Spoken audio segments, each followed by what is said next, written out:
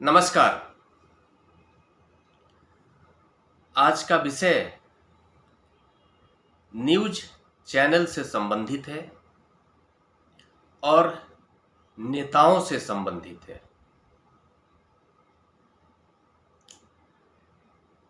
आज मैं एक टीवी न्यूज चैनल पर एक डिबेट देख रहा था। उसको डिबेट कह लें या फिर पॉडकास्ट कह लें। पॉडकास्ट के पैटर्न पर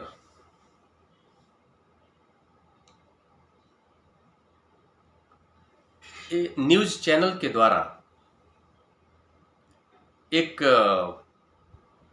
प्रोग्राम को डिजाइन किया जाता है। उस प्रोग्राम में मैंने देखा कि उस प्रोग्राम में ऊपर जो है आपको एक सीसीटीवी कैमरा लग जाता है और सीसीटीवी कैमरे के दौरान, रिकॉर्डिंग के दौरान अलग अलग पक्षों के लोगों को बुलाया जाता है, बिठाया जाता है और उनके हवाले छोड़ दिया जाता है। वे सभी आपस में एक टॉपिक को लेकर, अपनी अपनी बात को लेकर डिबेट करते हैं। उस प्रोग्राम का नाम है ऊपर वाला सब देख रहा है। आज मैं देख रहा था आज तक के एक प्रोग्राम में जिसका नाम है इवनिंग का, वो प्रोग्राम है डिबेट का या पॉडकास्ट का, जैसा भी आप समझ में आए आप समझ लेना। उसमें अलग अलग पक्ष के लोगों को बुलाया जाता है और बुलाने के बाद टाइम स्टार्ट होता है। उसमें जो टाइम स्टार्ट होता है, जो पहली बार जब मौका मिलता है किसी भी पक्ष को या फिर किसी भी पार्टिसिपेंट को जो किसी पार्टी की तरफ से आता है प्रवक्ता के तौर पर, उसको 45 सेकंड का टाइम दिया जाता है। उसको 45 सेकंड के टाइम के अंतर्गत अपनी बात पूरी करनी होती है। मैं ये देख रहा था कि 5 अलग अलग पार्टी के लोगों को बुलाया गया था, जिसमें भाजपा की एक सांसद है, नई सांसद है, कोई सारंगी करके उनका सरनेम है, और एलजेपी की तरफ से अरविंद वाजपेयी आए थे।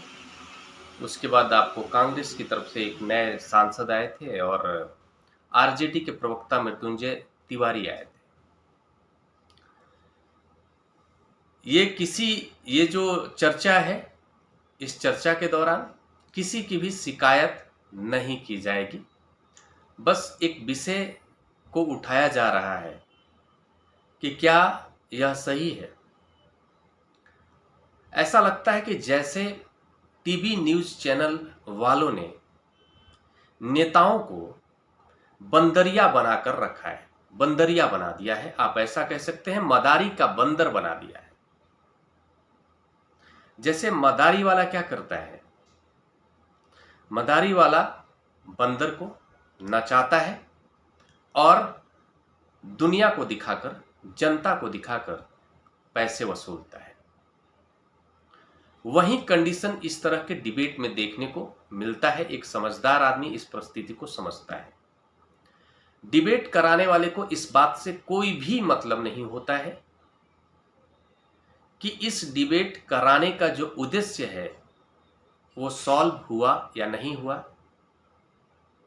जिस मुद्दा को उठाया गया, उस मुद्दा को उठाने के बाद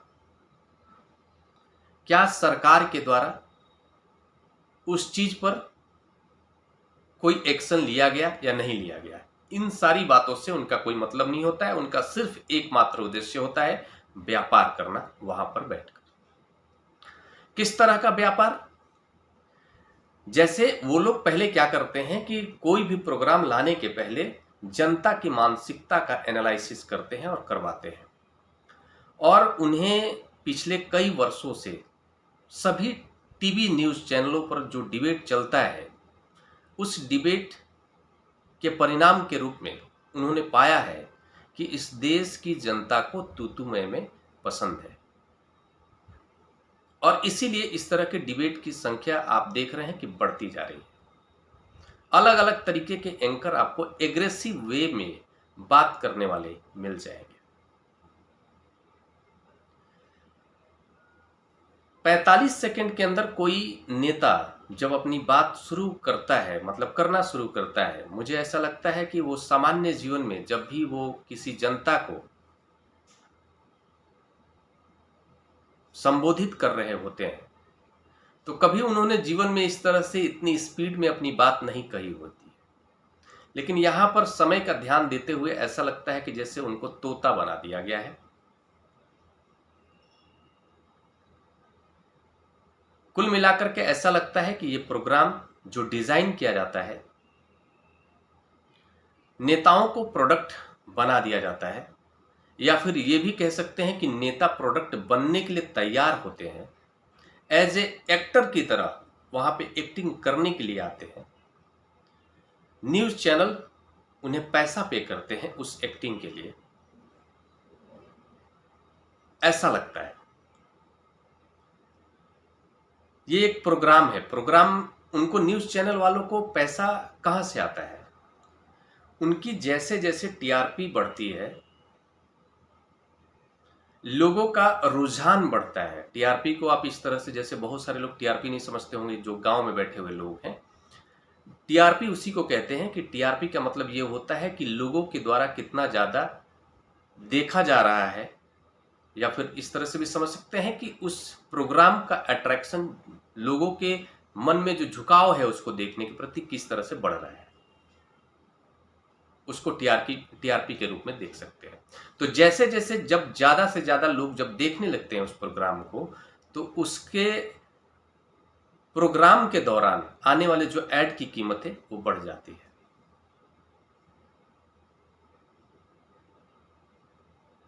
और टीवी न्यूज चैनल वालों को कमाई होता है।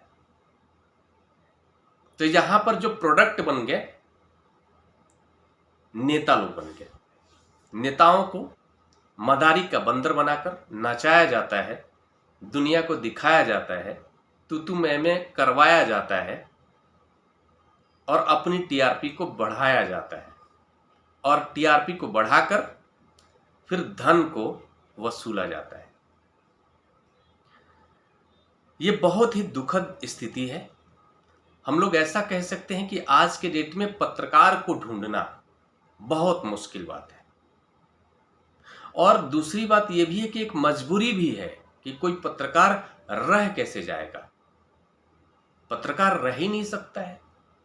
एक ईमानदार आदमी, आप समझिए कि आपका कोई घर का व्यक्ति है, वो ईमानदार है, ईमानदार पत्रकार है, तो क्या वो ईमानदारी के साथ अपनी पत्रकारिता कर सकता है किसी भी संस्थान में नौकरी करके? बिल्कुल नहीं कर सकता है। ऐसी स्थिति बन गई है। जो न्यूज संस्थान है, उनके जो मालिक हैं, वो सभी व्यापारी होते हैं। उनको आपकी ईमानदारी से घंटा नहीं कुछ लेना देना है। उन्हें सिर्फ अपना धन बढ़ाना है। आप न्यूज इकट्ठा करके लाएंगे और फिर उसको छटनी की जाएगी, और जो उनके फायदे की बात होगी, आपको लगता है कि जनता की बात वो करते हैं, जनता की बात नहीं करते। वो अपने फायदे की बात, कलेक्टिव चीजों को आपके सामने पेश करते हैं। ये उनका चरित्र हो गया है। अभी कुछ दिन पहले आपने देखा होगा, मैं आपको बता रहा हूं कि आज की डेट में एक बहुत ही ईमानदार पत्रकार के रूप में जाने जाते हैं सुधीर चौधरी। अभी पिछले 6-8 महीने पहले मैंने देखा कि एक टीवी न्यूज चैनल में, आज तक में दिखाया गया था, शायद वो आज तक में थे उस टाइम, हाँ आज तक में ही दिखाया गया कि एक किसी बड़े कंपनी, ग्रुप ऑफ कंपनी का जो मालिक है, वो किसी व्यक्ति की एक्सीडेंट कर देता है। व्यक्ति की नहीं, ट्रक का एक्सीडेंट करता है, और उसमें ट्रक ड्राइवर की मृत्यु हो जाती है, इसी गुड़गांव से मुंबई वाले हाईवे पर।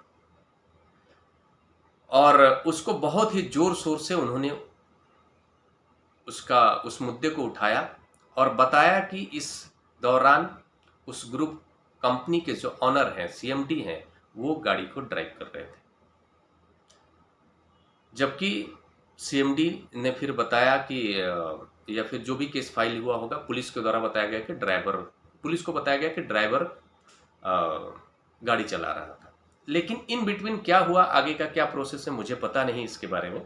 लेकिन इतना मैं कहना चाह रहा हूं कि उस दौरान जो न्यूज़ चैनल के द्वारा जो बताया गया, उसमें कुछ ऐसे तथ्य दिखाए गए सबूत के तौर पर कि कंपनी के ग्रुप जो कंपनी के जो मालिक थे वो खुद ड्राइव कर रहे थे और उनको तेज़ गाड़ी ड्राइव करना पसंद है, और उनसे ही वो एक्सीडेंट हुआ था। लगभग 220 की स्पीड में वो एक्सीडेंट हुआ था।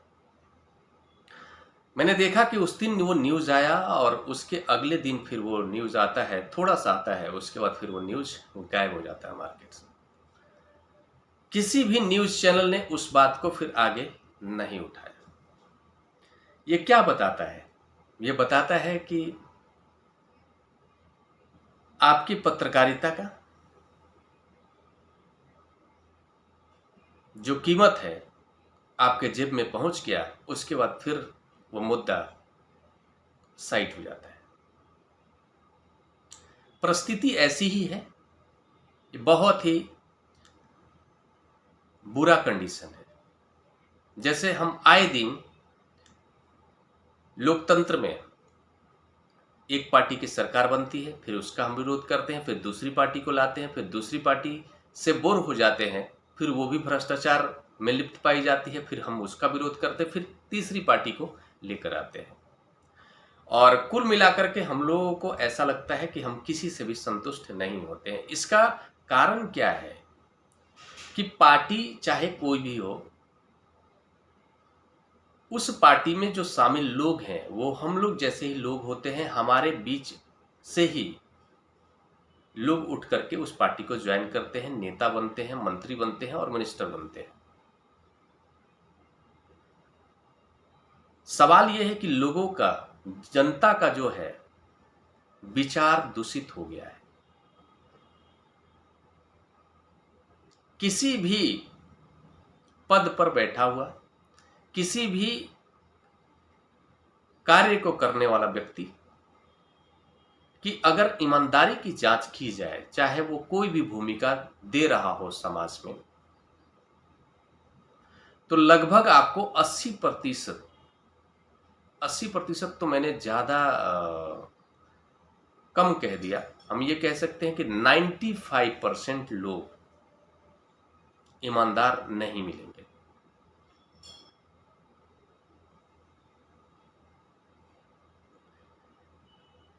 ईमानदार नहीं मिलेंगे, उनका सिर्फ एक उद्देश्य है, ज्यादा से ज्यादा धन इकट्ठा करना। जबकि मुझे समझ में नहीं आता है, एक सामान्य तौर पर मैं ये समझता हूं कि अगर कोई व्यक्ति ईमानदारी से भी किसी कार्य को करता है, तब भी वो अपने लक्ष्य को प्राप्त कर सकता है, धन से संबंधित जो उसका लक्ष्य है। लेकिन फिर भी लोगों का एक चरित्र होता है, उसी चरित्र के अनुसार वो व्यवहार करता है, वो एक्ट करता है। ये साइकोलॉजिकल, मतलब आपकी मैंने बात की, आप ये मान लीजिए कि कोई व्यक्ति जिस चरित्र का होता है, चाहे वो जो भी कार्य कर रहा हो, उसका चरित्र उस कार्य में भी झलक जाएगा। कुल मिलाकर के सरकार को लोगों के विचार को साफ करने के लिए जो तरीके हैं उस पर विचार करना चाहिए, उसके लिए अभियान चलाना चाहिए। तभी जाकर के समाज में चाहे कोई भी सरकार आएगी तो चीजें ठीक हो सकती है। डॉक्टर चोर है, आपने सुना होगा, डॉक्टर चोर है, पुलिस वाला चोर है, वकील चोर है, व्यापारी चोर है।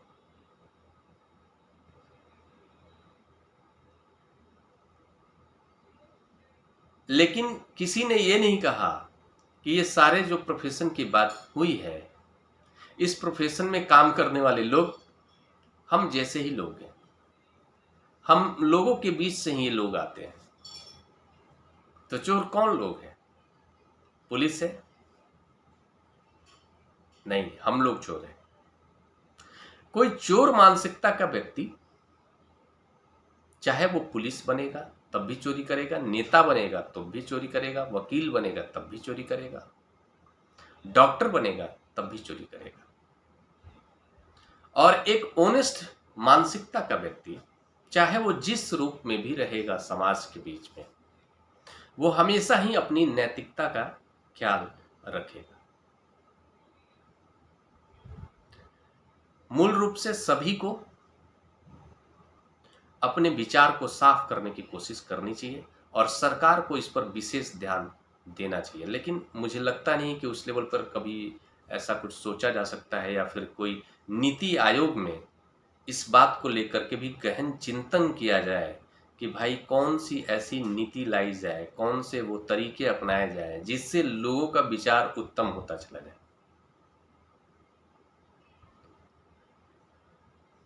ये मुझे बुरा लगा, इसलिए इस सब्जेक्ट को लेकर के आप सभी के बीच आया था। मैं न्यूज़ देख रहा था और वो ऊपर लिखा हुआ था कि ऊपर वाला सब देख रहा है, और सभी जो है कि नेतागण अपनी बात को समय के अंतराल में कह रहे थे। और टीवी न्यूज़ चैनल वालों से भी आग्रह है, पत्रकारों से भी आग्रह है, बड़े पत्रकारों से भी, ईमानदारी से पत्रकारिता करिए, पक्षकारिता मत कीजिए। आप पत्रकार हैं तो पत्रकार रहिए, पक्षकार मत रहिए। कार्यकर्ता मत बनिए किसी भी पार्टी का। इसी के साथ नमस्कार।